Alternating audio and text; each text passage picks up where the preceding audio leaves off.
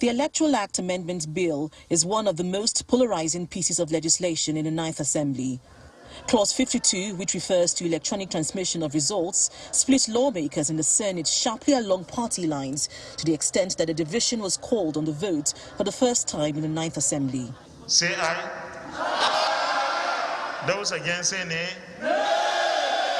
The nays have it. After the public vote on Clause 52, the Senate approved that INEC may consider electronic transmission of results, provided the national coverage is adjudged to be adequate and secure by the National Communications Commission (NCC) and approved by the National Assembly. This amendment caused uncertainty in the public space as to the intention of Parliament in promoting credible elections and the fate of electronic transmission of results in future elections. In my name. Fast forward to Tuesday's plenary session. The Senate is reversing its decision and is giving electoral umpire INEC the free rein to determine the procedure of transmission of results during elections. Voting at an election and transmission of results under this bill shall be in accordance with the procedure determined by the Commission. Those in favor of Clause 52 as amended, say aye. Those against say nay. The ayes have it. The Senate also re-amended Clause 43, 63 and 87. Clause 87 refers to the procedure for party primaries, which the previous amendment prescribes direct and indirect primaries. The latest amendment is prescribing direct primaries for political parties. I hold the view, Mr. President, that it is more cheaper, less cumbersome to have indirect primary elections. If this our democracy will be strengthened, if this our democracy will grow, and if we are going to be able to take it to anything close to global best practice standards, it is time for us to adopt direct mode of primaries. Those in favor of the amendment to Clause 87, 4, say aye. Those against say nay. The nays have it. Briefing journalists after plenary, the Senate spokesperson throws more light on the re-amendment of the Electoral Act bill. This would allow INEC, when they have the necessary wherewithal and competence, they don't need to come back for us to introduce electronic voting machine as part of the materials they will use for election. The Senate's latest amendment of Section 52 to empower INEC to determine the procedure of transmission of results during elections is sure to delight many Nigerians and those in the civic space who have been agitating for a reversal of the earlier decision. Linda Akibe, Channels Television News.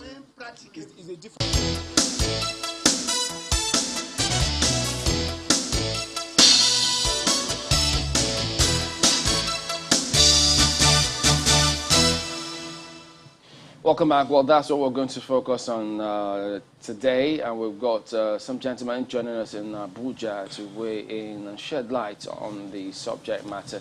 Honorable Yakubu Barde is a former minority whip in the House of Representatives. Just sitting beside him is Festus Okoye, National Commissioner and Chairman, Information and Voter Education for INEC. Gentlemen, good morning, and thank you for joining us on the program today. Yeah, good morning. Good morning, Nigerians.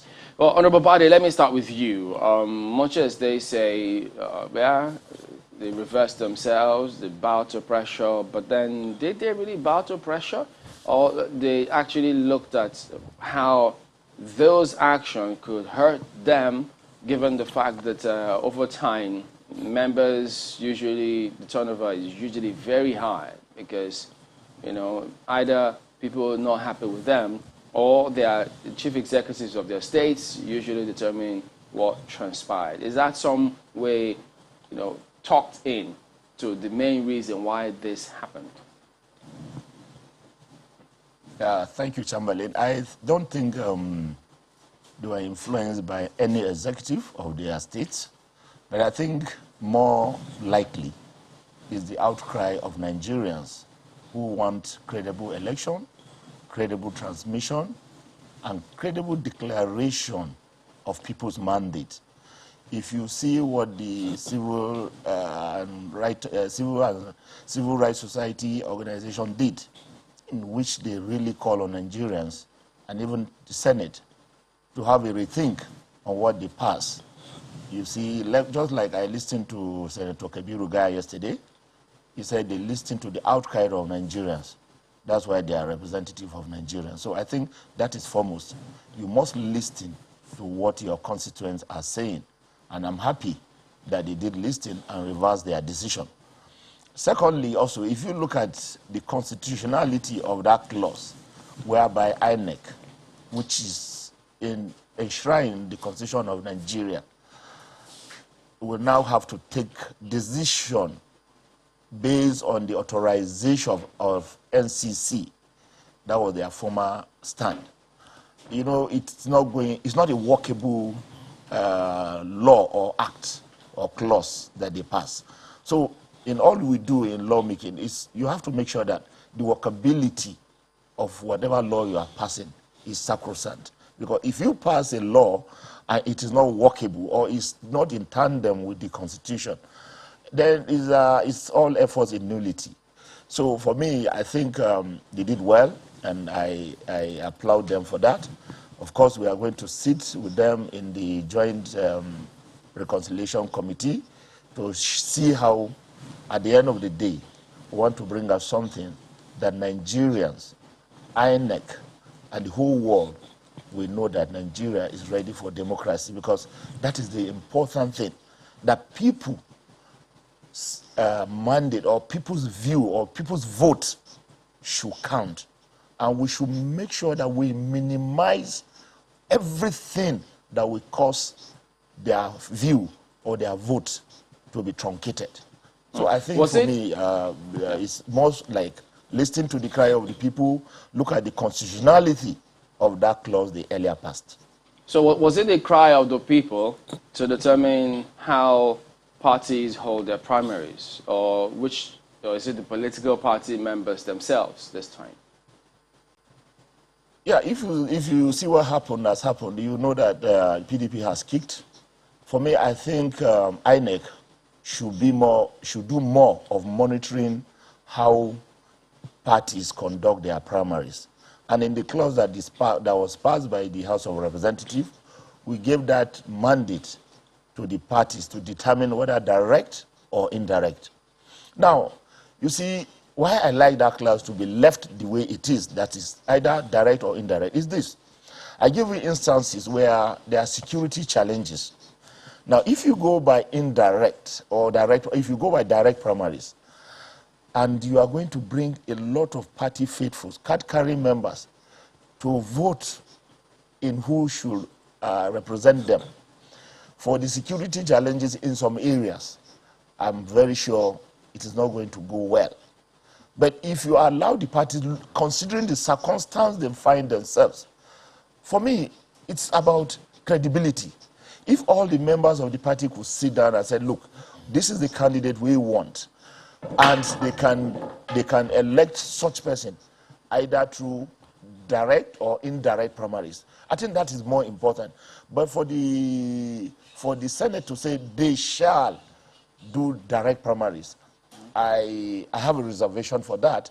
And for me, it is more liberal and it's more democratic if parties are allowed to choose either to do direct or if you indirect, say, depending on the circumstances they find themselves in a particular area or state.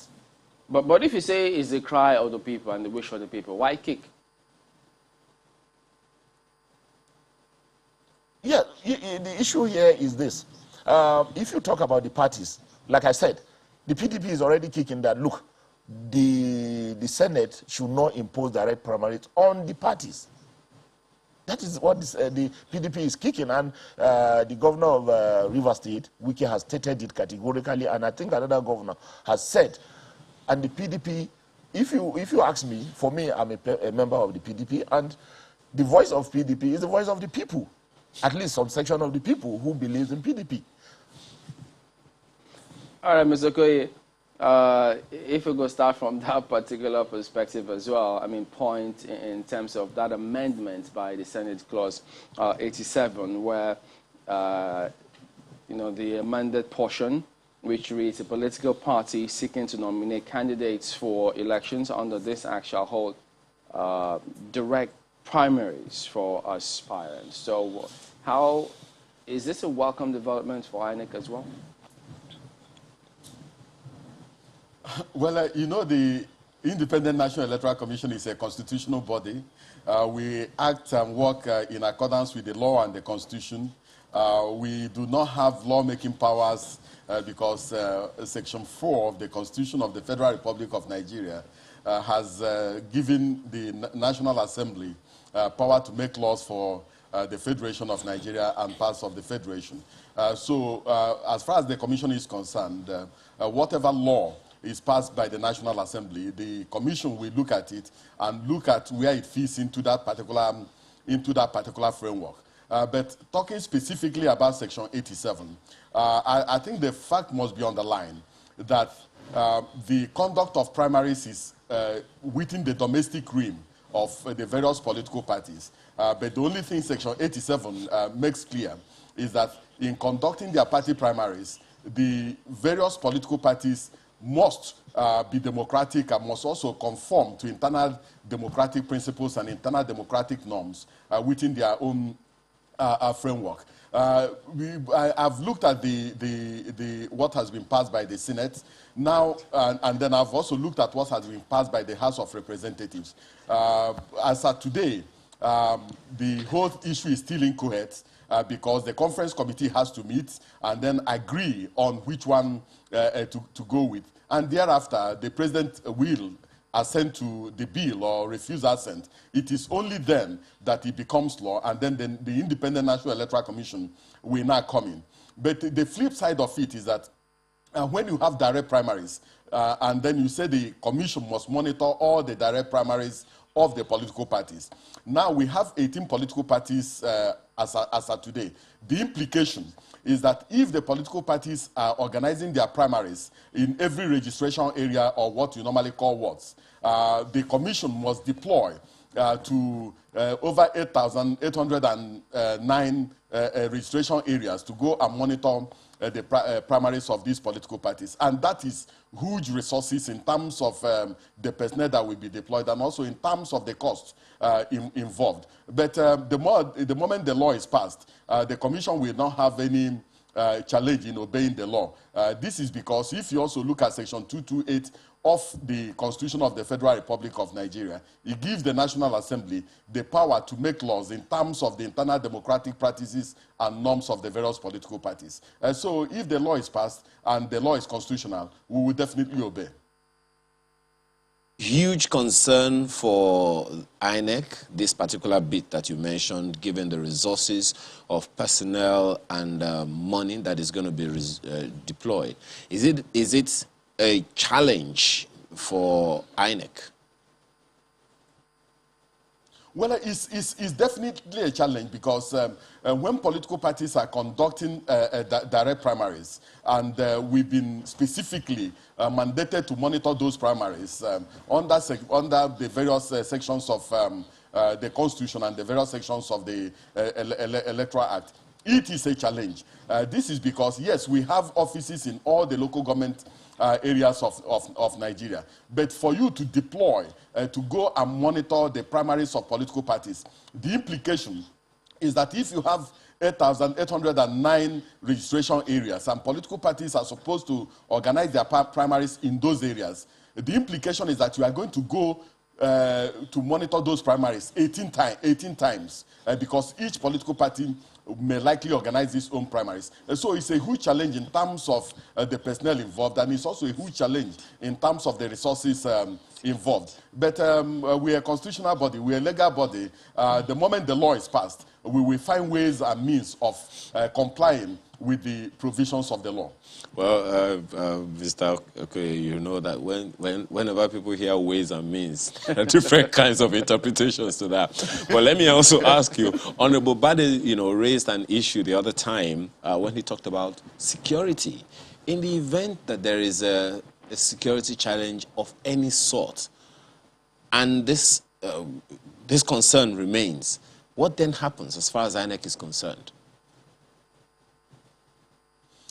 Well, primarily, as I've pointed out, it is left for the various political parties to make their own security arrangement in terms of securing both the venue and their party members that will be involved in the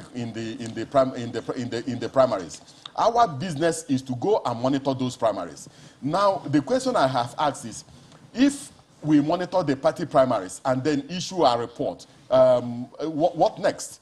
Is Section 285 of the Constitution of the Federal Republic of Nigeria, as well as Section 87 and Section 31 of the Electoral Act, makes it clear that it is the aspirants who were involved in the conduct of the party primaries, or who were aspirants in the party primaries, that have the locus, they have the virus to go to a court of law to go and challenge the outcome of the party primaries if they believe that either the guidelines were not properly followed, or the Electoral Act was violated, or that the person who was declared as having won the election was not the person who won the primaries. The Commission can only act as a witness in terms of such issues by tendering its report generated from the monitoring activities. But in the main, it is the business of the political parties to organize their primaries. And the Commission will not, on any account whatsoever, try to micromanage the political parties. No, it is within their internal realm, in their domestic realm, to organize their party primaries and make sure that it conforms to the provisions of the Constitution and also conforms to the provisions of the Electoral Act and also their own party guidelines. All right, let's bring in Mr. Clement Nwankwo. He's since joined us. He's the Executive Director of PLAC. Good morning, and thank you for joining us on the program as well today. Well, yes, we know groups as yours did participate in a lot of advocacy to ensure that the right things are done concerning the Electoral Act and improving the elections. But if we could start off with that specifics about the Clause 87 that was talked about concerning primaries within political parties. Now we hear some parties, Honorable Badi just spoke about how the PDP thinks, no, you should have let that option of, direct or indirect, because in the event that there is some security challenge, how then do you go about conducting direct primaries, which will involve large amounts of people queuing up behind their candidates in direct primaries? What is the thinking of agencies such as yours, or groups as yours, in this kind of matter?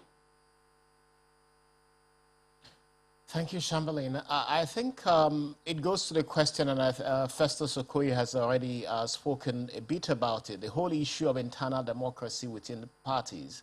I get the sense that within the National Assembly, there's a sense in which it is felt by members that they need to look ahead to the immediate future of the forthcoming elections, which is how do they ensure that members of the National Assembly, or even persons who are not necessarily in line with perhaps even party thinking or even their governors, get nominated as candidates. The sense it is felt in is that if it was indirect primaries, then the delegate system is easy to purchase, in quotes. But the reality is that the National Assembly will not be the first time that they would be in this conundrum of constantly trying to look more at the immediate rather than ahead. There must be some sense in which what should aim to be achieved is internal democracy within the parties, where no particular power bloc seizes the party and ensures that those who are not in that bloc do not get to be elected. I totally agree that the whole issue of logistics around conducting direct primaries, the whole issue of cost becomes even more important, because when you speak with some of those who support the position taken, it's that it would be cheaper for those who are running elections to participate in the primaries when it is direct primaries. But the truth is that it will ultimately be more expensive. And, a lot of us have seen this back and forth with different assemblies. And at the end of the day, you come back after elections and take from that experience and begin to go back again to the whole issue of electoral reform. So we'll see how it turns out. But the good news is that we are at a point now where we are looking at harmonization and then hopefully presidential assent. But there must be some experience and lessons taken from what has been passed by both houses, because as it is now, both houses have decided that you will have direct primaries, and I don't see that that will change. But the lessons from it, I think, will help inform looking forward. And we can take that. But basically, going forward, I think the most important thing is the whole issue of internal democracy. How do you ensure that everybody who is a member of a party is part of decisioning? How do you ensure that those who hold either executive or legislative power do not seize the party and ensure that only their chosen candidates emerge in elections? That's really what the issue is. And I think going forward, we will take the lessons from this and see how it plays out and then what looks ahead. One crucial issue in this matter, just as we talked about, which is internal democracy, is that of a political education of the people that will perform this voting. One of the things that's been the issue with a lot of people is that of one of the things that one will find to be quite interesting in all of this, Mr. Nwankwo, is the fact that there is a need for political education among those that will vote at these primaries that we are considering. That crucial issue of political education for the people who will vote in the political parties is also there. There are those who are concerned about the fact that, you know, it's easier to influence those who will be performing the voting in any of these cases. Do you see political education within the parties, talking about internal democracy, being strong enough for this choice in the law? Yes, political education for not just the members of the parties, but also for the leadership of the parties. As you know, the construct of leadership or construct of parties starts from the ward level. How do you educate officials of parties, even at ward levels, to understand that members from that ward have a right to participate in decisioning? How do you ensure that you do not have ward officials head members of the parties to a particular decision and enforce and impose it on them? So I think a whole lot of political education that members of parties at that level need to begin to ask questions, need to begin to see those they have elected as chairmen at wards and other officials, need to see them as serving them as their representatives and letting them know what it is that they want from that unit of local political party construct. So a whole lot of education needs to happen, and I think that the parties themselves have a failure in not even understanding how to educate their members. Where if you look at going towards elections, parties are leaving the whole issue of education as to how to vote even to sometimes INEC, sometimes civil society.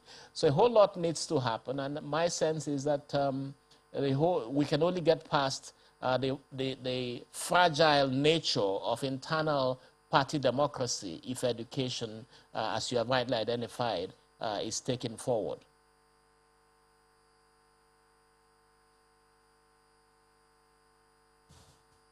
We also do know that, still with respect to internal democracy, direct primaries for political parties, we know that at a certain time, maybe 30 days before time, INEC usually will submit the list of voter register to political parties so that all of them have the same register.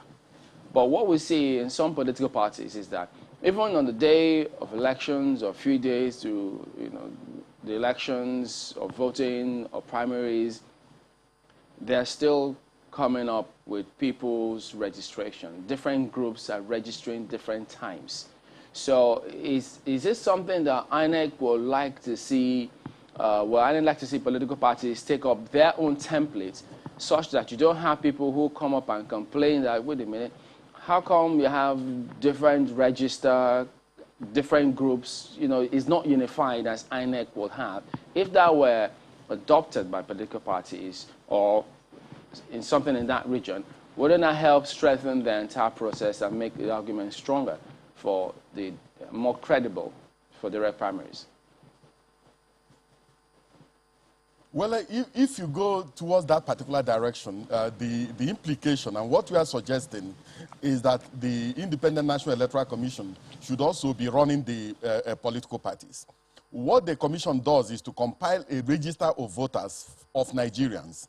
All Nigerians who have attained the age of 18 and who are eligible to be registered are registered, and we have a compilation of that. As you know, we went into the 2019 general election with a total registered voter population of over 84 million. Now, the different political parties have different strengths of membership. There are some who have membership in millions, and there are some who have their membership in thousands. So it varies. How political parties harvest their members is completely within their own internal mechanisms. How they keep the register of their voters is within their own internal mechanism. Some of them keep the register of their members manually. Some of them keep the register of their members electronically. So it is completely within their own perspective, within their own realm, to make the determination of this. What we request of them is that before they conduct their party primaries, that they should hand over a copy of their membership register to the commission, so that in the case of litigation, in case of challenges, and in case of problems, we will know who was entitled to vote and who was not entitled to vote. We were also doing the same thing in terms of the delegates who are supposed to vote. Now, one of the flip side of this is that before a political party is registered, the law requires that particular political party to submit a copy of its constitution to the Independent National Electoral Commission in terms of depositing it. Now, if there's any amendment to that particular constitutional framework which the political party used in registering, they must also deposit a copy of that amendment with the Independent National Electoral Commission. So what has happened is that in going forward, if direct primaries is adopted, the political parties have to also go back and amend their own constitutional framework to conform to the law.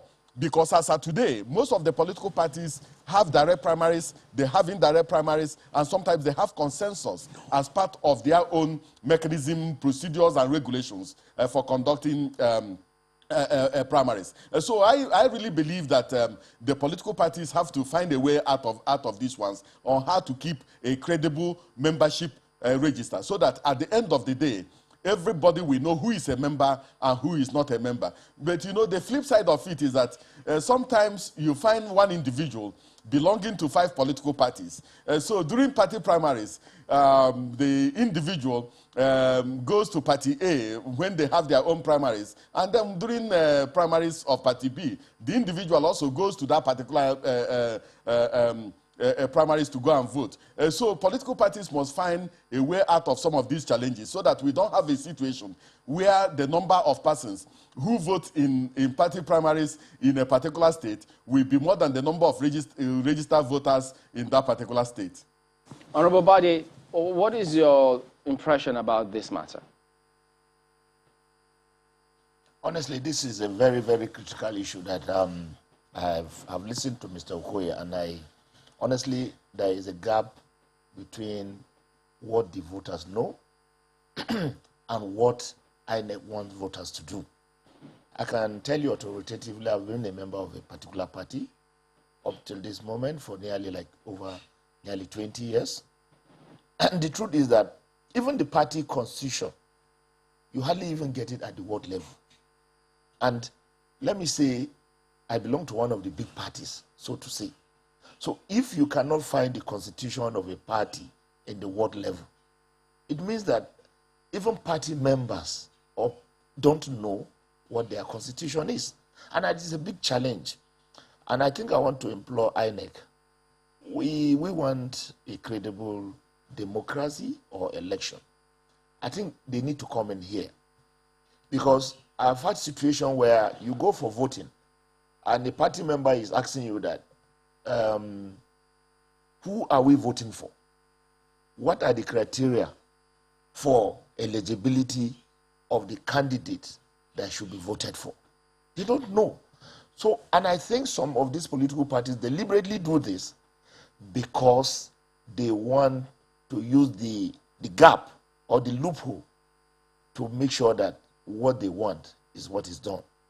And it's this is one of the problems we have in internal democracy of the party, whereby you see people are elected or in the primaries, either through consensual, indirect, or direct primaries. At the end of the day, you see litigations flying up here and there because the leadership of the party itself has an interest, and it uses the excuse or the lack of knowledge of voters to make sure that things are not done rightly. And I think going forward, INEC should come in. Because if we allow these parties, as the way the parties are today in Nigeria, you agree with me that there are political parties that have been sponsored by individuals, and these individuals have their interests. Well, Honourable, Honourable, factor. There are many things that I want to ask you on this matter. Just a second. First of all, doesn't this speak to the lack of capacity on the part of the leaders of these political parties themselves? If they cannot govern themselves within their political party, why should Nigerians trust them to govern this nation? What I'm saying here is this. It's all about internal democracy. You agree with me that there are some party members or leaders in some states and even in national level that are up and doing. But you will not deny the fact that there are members, leaders in the party who believe, whether rightly or wrongly, their views or what they want must be done in the party. It is, I want to look at it as it's a normal situation, but we should not allow such to happen. And what will make that not to happen is to have a strong internal democracy where I want to see INEC play a dominant role. Where INEC plays a dominant role in saying, look, this is your constitution. And the moment you're not going by it, we come in and there should be sanctions. So how do you expect INEC to come in this matter, Honourable? What role do you expect INEC to play in the internal democracy of parties that you're proposing? If you ask me today, I will tell you INEC is undermanned. Go to my state now, I go to my local government. How many staff of INEC do they have? So there is need for INEC to have more staff to monitor all these things that I'm saying. Because like Mr. Okoye said, if you go to where we are doing our elections, INEC will send a staff. At most, sometimes only two. Two staff will be here to monitor. And in a situation of direct primaries, can you really tell me they really able to monitor what's happening there? To make sure that the party conduct themselves according to the constitution of their parties? It's a big challenge. And honestly, for me, we need to make sure that INEC is staffed adequately so that all these things they can monitor very well.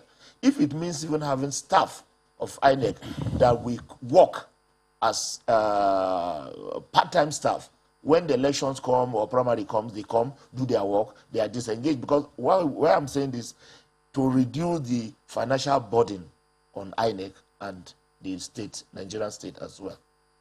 So, I mean, Mr. Okoye just said now that, look, when it comes to the credible voter register of political parties, it's an internal party matter.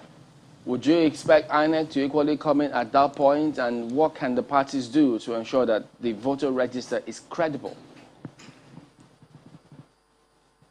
Yeah, but you see, what I'm saying here in essence is that INEC is empowered by the law to monitor whatever the parties are doing. Now, it is this legibility given to INEC that will ensure that parties conduct themselves according to their constitution. And if there's nobody to do that, Chamberlain, I think there will be a lot of rancors in the party because of human factor, where people think they can lord it over others because they are leaders in the party or because they are holding political positions or elected positions. It happens, and you know it. And I think only INEC can be the umpire here to make sure that people conduct themselves in the way as prescribed by their constitution.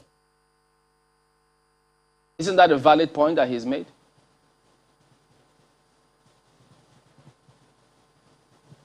Is that question directed to me? Yes, please. Now, yes, I agree that the Independent National Electoral Commission is both the umpire and the regulator of political parties.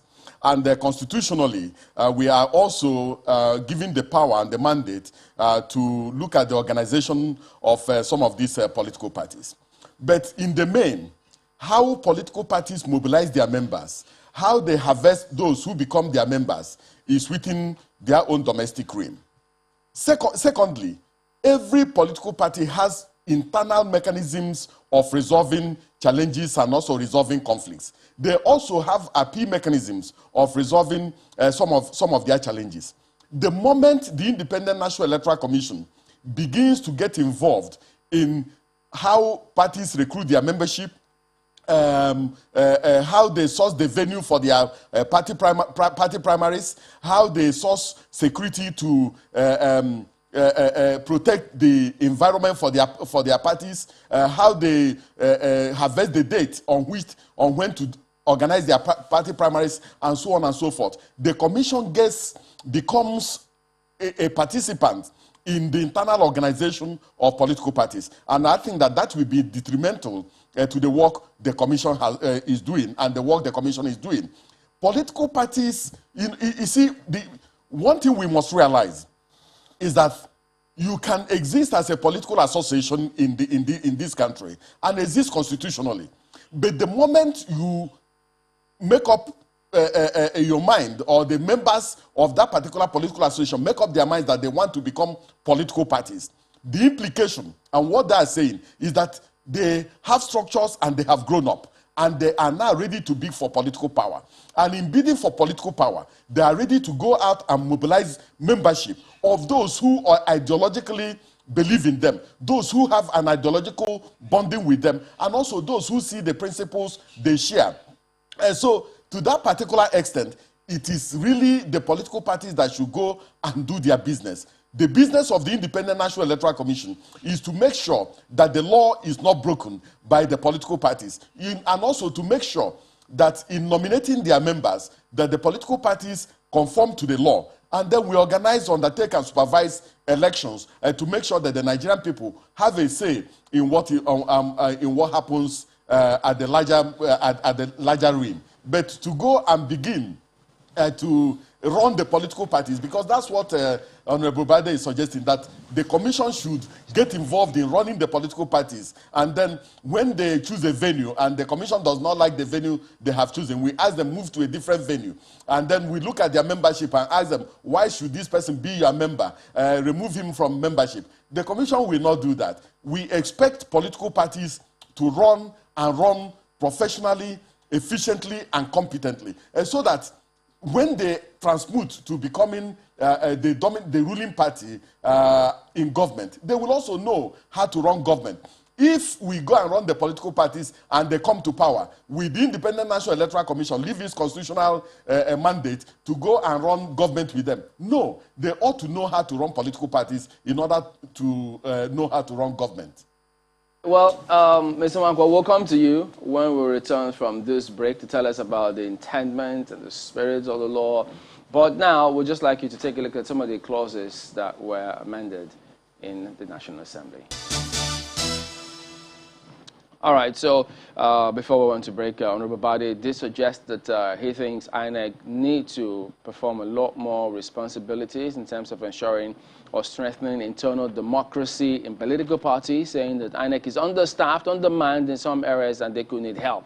But INEC, Mr. Okoye, thinks, well, you know, if we were to do all of that, we might just be running the parties, and he doesn't see much of a sense in that one. So, Mr. Wankwa, what do you think of some of these matters? Thank you. I think the political parties are saying to INEC, please, would like to see you help us achieve internal democracy within us. And if INEC is under the illusion that its attitude towards primaries before this particular bill and when it is passed into law, before this law, then I think that going forward, once this law is signed, INEC's responsibilities regarding enforcement or enforcing rules for internal democracy becomes even more important. Nobody's asking INEC to create criteria for people joining political parties or removing members from political parties, but the law is very clear in what is being proposed in this bill that political parties shall submit their register of members to INEC. The duty that imposes on the parties, and which if the parties don't comply with, INEC has the powers to determine next steps. And if the parties are not able to submit a register of members, then there cannot be a primaries. And I know that INEC would cite Section 31 that says they must accept candidates submitted by the parties. But there must be conditions precedent to submitting a list of candidates. And if those conditions are not met, and I think that's what INEC needs to begin to look at, creating guidelines to ensure that these parties understand that they are acting within their powers under the law in demanding the voters register, in demanding that party primaries be conducted in a particular way. And I think that where political parties do not comply with the provisions of the law, then INEC will be well within its powers to say we cannot accept a list of candidates submitted because you didn't comply with the law. INEC needs to understand now that with this law being passed, its responsibilities of monitoring the primaries of parties is a statutory responsibility. So I think that if INEC has not prepared for it, then its particular unit or department or directorate in charge of monitoring party primaries, INEC needs to strengthen that and build that up and give it the capacity. And I don't envy INEC because the law imposes on it now higher responsibilities of monitoring the primaries. And these primaries are not just with respect to one election as against the other. This is right down to state assembly elections. So I think that the burden on INEC is going to be far higher.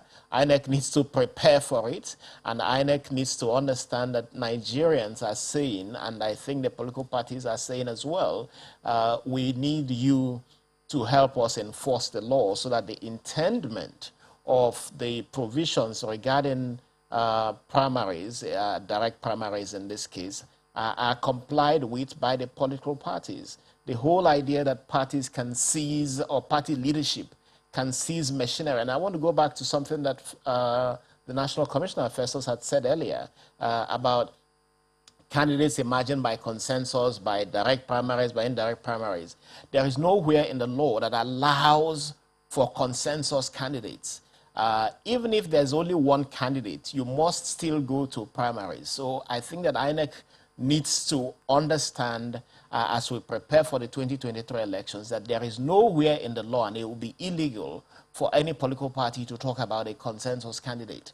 If there is only one candidate, and that is even stated in the Constitution, if there's only one candidate for an election, there are procedures for ensuring that that one candidate is duly elected, and it's the same with the primary. So INEC must completely eschew the fact or eschew the notion that you can have candidates emerge from among aspirants in a consensus manner. That is not recognized under the law. All right, let's talk about the electronic voting recommittal part of that amendment. So, Honorable Body, now you say, yeah, they had to listen to the cry of the people to come up with this. What do you see political parties doing since this law is going to be now? Do you see them perhaps having a lot more consideration for the people regarding how their candidates emerge? Because at the end of the day, it's not just the interest of the parties or power blocks within the parties. They will be presented to the people ultimately, and so if they have to vote electronically, chances are that votes may just count much more than it has previously. Yeah, thank you. Like I said earlier, let me applaud the Senate for passing that that amendment, I mean for rescinding on their earlier decision that election results should be transmitted electronically.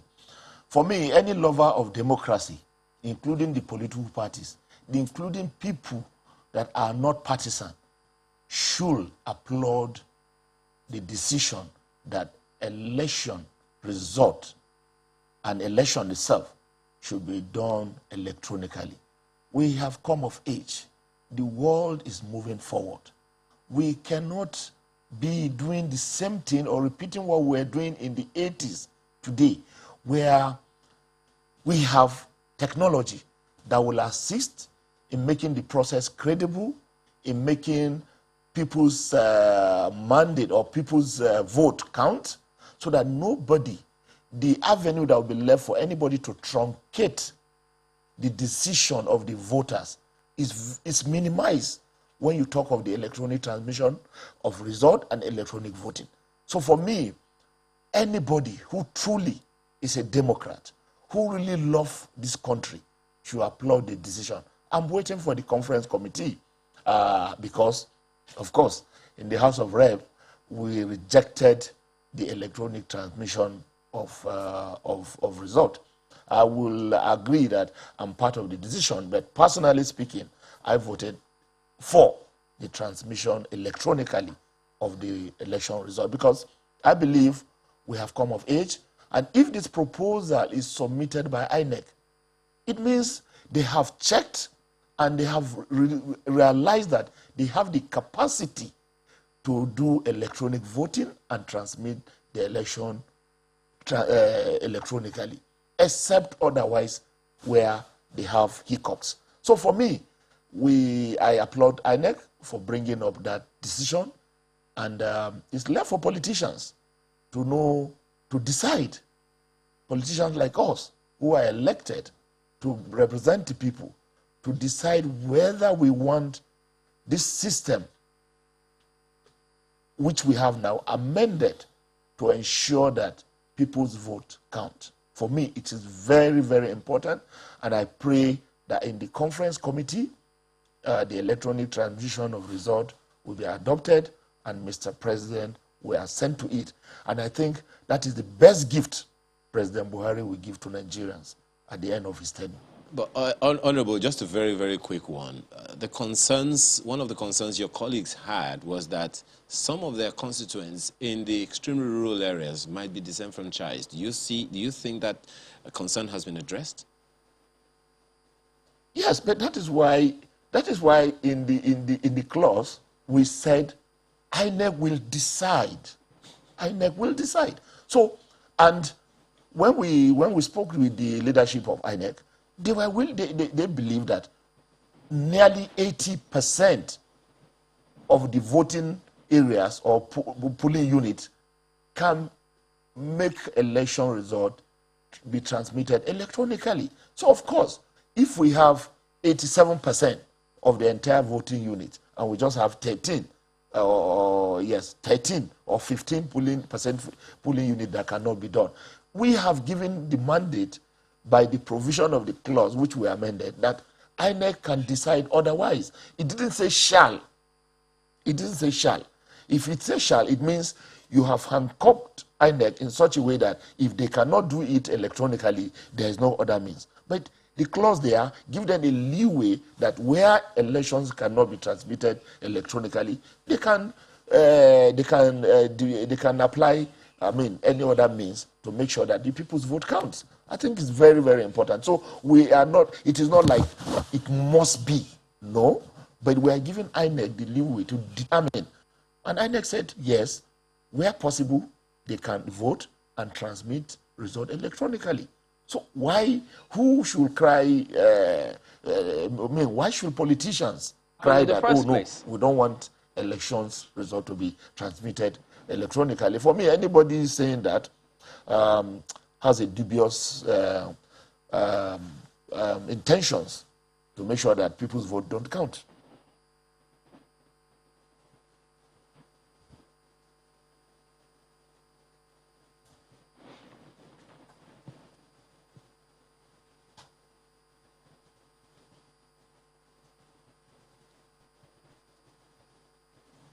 well, we need to be sure these buttons are working these days. Well, Honorable, that then suggests that it might not have been the main reason why they didn't vote for that, because INEC had always said that they could do that. But, well, let's take this to INEC right away. So, Mr. Koye, how is INEC taking this on board? I know that some of the questions had been, all right, so if INEC had always said that they were ready, at what point will some of those decisions be made? So give us some perspectives on that. Well, just permit me to just clarify just one of the issues raised by my colleague Clem Wankwo. The issue about whether INEC has capacity and whether INEC is willing to regulate political parties and their party primaries revolves around our own interpretation of the provisions of Section 285 of the Constitution of the Federal Republic of Nigeria. If a political party has conducted party primaries and there are problems, the question you should ask is, who is the person who is aggrieved with the conduct of the said primaries? Section 285 of the Constitution says that it is the aspirants and the parties that are aggrieved. And the Constitution is the fundamental law of the land. It is the ground norm. And the Electoral Act is subject to the ground norm. So if the Constitution has given aspirants who are aggrieved and political parties that are aggrieved the locus to challenge the conduct of party primaries, I think it will be out of place for the Independent National Electoral Commission to insist that it is the person who, aggrieved or the agency aggrieved when the Constitution has clearly and specifically and fundamentally identified the aggrieved party and the aggrieved individuals in this particular respect. So I think I needed to make that very clear. Now, in relation to the issue of what transpired in the National Assembly yesterday, now I think that it is important, and I think that what the National Assembly has done is to clearly define their place as the tribune of the people and as an assembly that has a listening ear. They have also shown that ultimately, that sovereignty resides with the people and that elected representatives must listen to the people and also act based on the wishes and the concerns of the people. The people raised concerns relating to what the Senate passed, and the Senate has gone back to take a second look at what they have passed. What the Commission did in relation to this particular matter was that since we were not invited to come and give our own perspective, we joined the debate and we also produced our own document showing what we have done in the past, what we intend to do now, and what we are capable of doing in the future. Now, I have also taken a second look at what was passed yesterday. I think it's quite progressive, but there are still gaps. There are still very serious and fundamental issues that the Conference Committee needs to take a second look at. One, our collation process is still very, very manual. And this collation process is adumbrated in Section 63 of the Electoral Act. It's still very, very manual. Now, if you look at the wordings of Clause 52, which talks about electronic transmission of results, and then you look at the wordings of Clause 63 sub 5, it talks about transfer of results. Now, we must find a nexus between the provisions of Section 63 of the Electoral Act that makes the collation of results manual, that makes it the dominant procedure for the collation of results, and then the trajectory between that and the electronic transmission of results. This is because at the end of the day, Section 63 still makes it mandatory for a presiding officer who, after sorting out the votes and counting the votes, to transfer those votes into a form prescribed by the Independent National Electoral Commission. And thereafter, the presiding officer signs the form and also stamps the form and also gets the party agents to also countersign. And then the presiding officer gives a copy to the party agents and to the security officials if they are there. And then these things are taken under security cover to the next level of collation, which is the registration area collation center, where the collation officer also does the same thing. And it is the resource as collated, the figures as collated that is transferred to the place where declarations are made and returns and results are declared. And these things are also manual. So we must find a nexus between the manually collated results and also the electronically transmitted result, because ultimately, at the end of the day, if a matter goes to court, the question that will be asked is, what are the provisions of the law in terms of collation?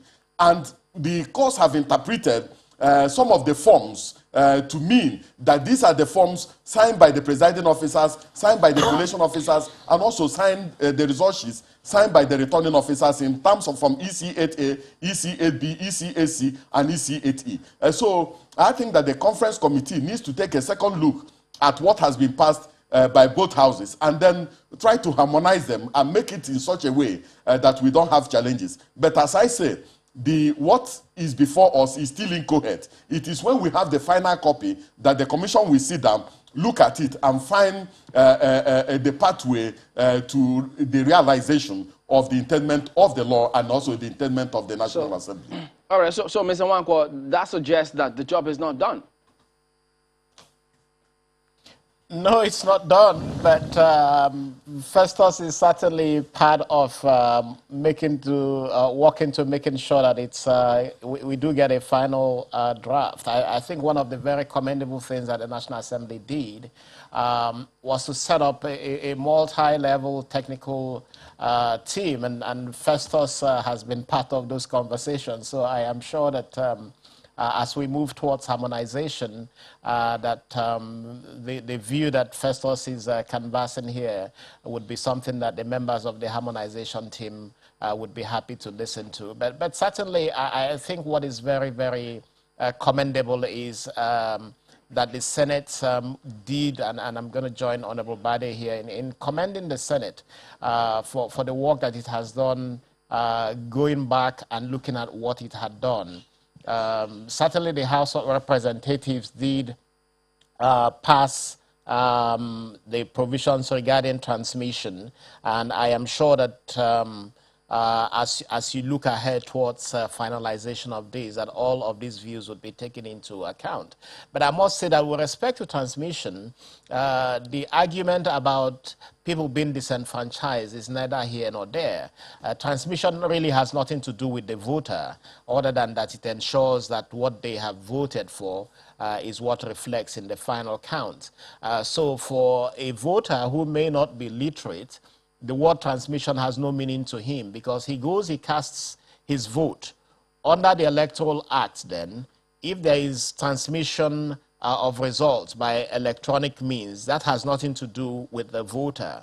It now rests on the independent National Electoral Commission, and it's going to be up to the commission to ensure that it complies with the law with respect to this. And I think that as we go into the elections, yes, INEC has been given all of these powers, and I must say that INEC has gone way, way ahead even of some of these conversations in terms of its logistics and preparations and knowledge. But there is a whole lot of responsibility on citizens, on civil society, to ensure that as INEC continues its move towards reducing the human elements in elections, that we must keep an eye on INEC as well to ensure that INEC delivers on the promises of better use of technology and the better results that this will achieve. So yes, INEC may be happy, and we are all happy with the way that the law has now been crafted, and I think that once the harmonization completes and all of this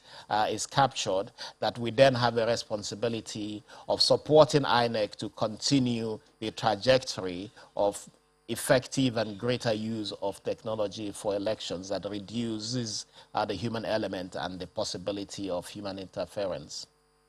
All right, then, Mr. Clement Nwankwo, Honorable Yakubu Bade, and Mr. Festus Okoye. Gentlemen, thank you all for your time this morning. Thank you so much. All right, then.